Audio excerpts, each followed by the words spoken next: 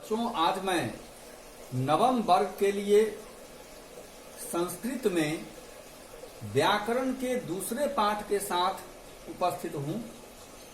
आज हमारा 5वां दिन है और इससे पहले हमने दीर्घ संधि की विशद चर्चा की। शायद उसमें आपको अब कोई समस्या नहीं होनी चाहिए। यदि आप पुस्तक को वीडियो देखते समय अपने पास लेकर बैठें, दिए गए उदाहरणों को वीडियो खोलकर समझने का प्रयास करें, तो फिर आगे आपको मेरा ख्याल है कोई समस्या बिल्कुल नहीं होगी। गुण संधि में भी हम प्रवेश कर गए थे और बता दिया था गुण संधि हम किसे कहते हैं। बता दिया था आद गुणः, मैं इसकी पुनरावृत्ति कर देता हूं, जिसमें कहा गया है कि एओ और गुण जानिए, अर्थात जब शब्द के बीच में एकार हो या शब्द के बीच में ओकार हो या शब्द के बीच में अर हो तो समझना चाहिए कि गुण संधि हुई है। आज विभिन्न उदाहरणों के द्वारा इस वर्ग में हम इस गुण संधि को और दो वर्णों के मिलने से होने वाले विकार को समझने का प्रयास करेंगे। तो आइए सबसे पहले हम देखते हैं कि अगर अ या आ के बाद ह्रस्व ई या दीर्घ ई आता है तो दोनों मिलकर ए हो जाते हैं। अब जैसे अ के साथ अगर ह्रस्व ई लगता है,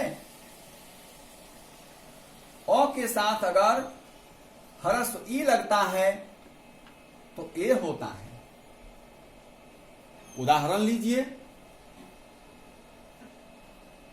देव जोड़ इंद्रः तो बन जाता है देवेंद्रः। अब देखिए अ और ह्रस्व ई मिलकर ए हो गया। फिर इसी में अगर अ के साथ दीर्घ ई रहता है तब भी ए होता है। इसका दूसरा उदाहरण देखिए आप, देव जोड़ ईसह।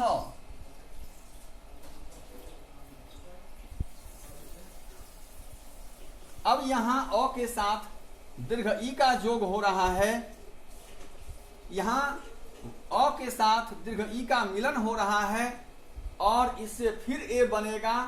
और जब अ और दीर्घ ई का ए बनेगा तो वह एकार फिर व के ऊपर आ जाएगा और शब्द बन जाएगा देवेशः। अब इसके बाद आते हैं आ में। फिर आ के साथ पहले हम ह्रस्व ई को जोड़ेंगे और आ के साथ फिर हम दीर्घ ई को जोड़ेंगे।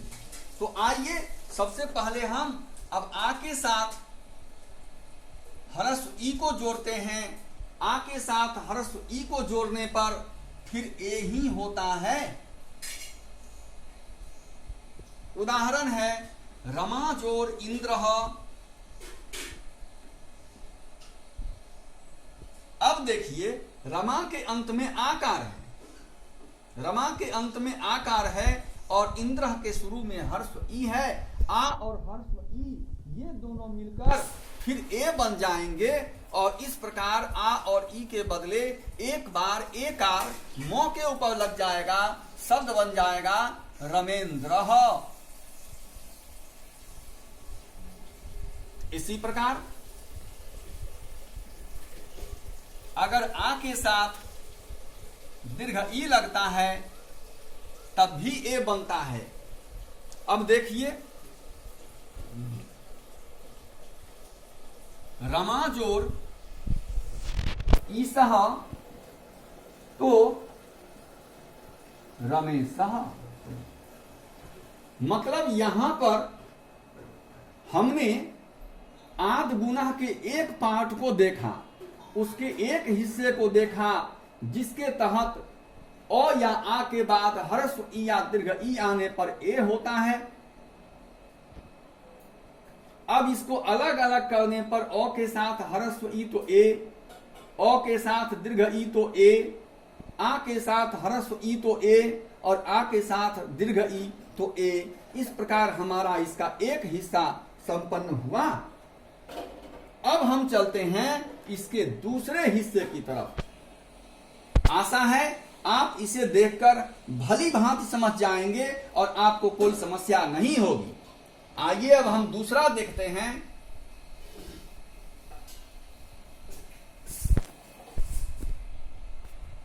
दूसरा पार्ट है इसका कि अगर अ या आ के बाद ह्रस्व ऊ या दीर्घ ऊ आता, मतलब यह है कि अगर पहले पद के अंत में अकार या आकार हो और दूसरे पद के शुरू में ह्रस्व ऊ या दीर्घ ऊ हो तो दोनों मिलकर ओ हो जाते हैं। यहां भी हम बारी बारी से अलग अलग करके एक एक उदाहरण देकर आपको समझाने का प्रयास करेंगे। तो आगे देखिए, अ के साथ अगर हर्ष ऊ लगता है तो ओ बनता है। उदाहरण ढूंढते हैं। देखिए, उदाहरण है देव जोर उपमा। देव जोर उपमा, तो ये बन जाता है अ और ऊ मिलकर ओ बन जाएगा, शब्द हो जाता है देवोपमा।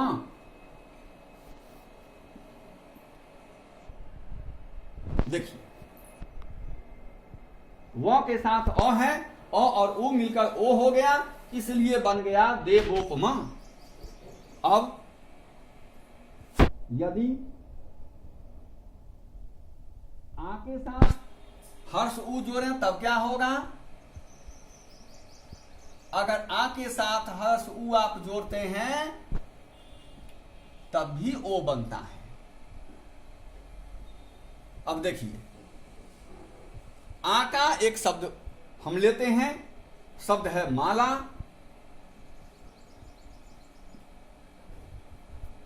और ऐसा शब्द जिसके शुरू में ऊ हो, उपमा है ही, हम ले लेते हैं उपमा। दोनों मिलकर शब्द बन जाता है माला जोड़ उपमा बराबर मालोपमा। अब देखिए, ओकार, ये आ और ये ऊ, ये दोनों मिलकर ओ हो गए, तो शब्द बन गया मालोपमा। अब इसके बाद चलते हैं।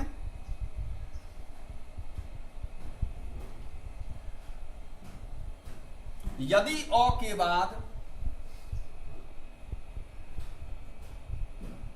दीर्घ ऊ रहता है तो दोनों मिलकर ओ हो जाते हैं। अब देखिए, यहां हम लेते हैं नव जोर ऊढ़ा। अब आप कहेंगे ऊढ़ा का मतलब क्या होता है? तो ऊढ़ा का मतलब होता है स्त्री, युवती, और नव मतलब नई। तो वह लड़की जिसका नया नया विवाह हुआ हो उसे हम नवोढ़ा कहते हैं। नव जोर ऊढ़ा, अ के साथ दीर्घ ऊ आया तो फिर ओ बनेगा और शब्द बनता है नवोढ़ा, मतलब नई ब्याह कर लाई गई स्त्री। फिर इसी प्रकार अगर आ के साथ दीर्घ ऊ लगता है तब भी बनता है ओ।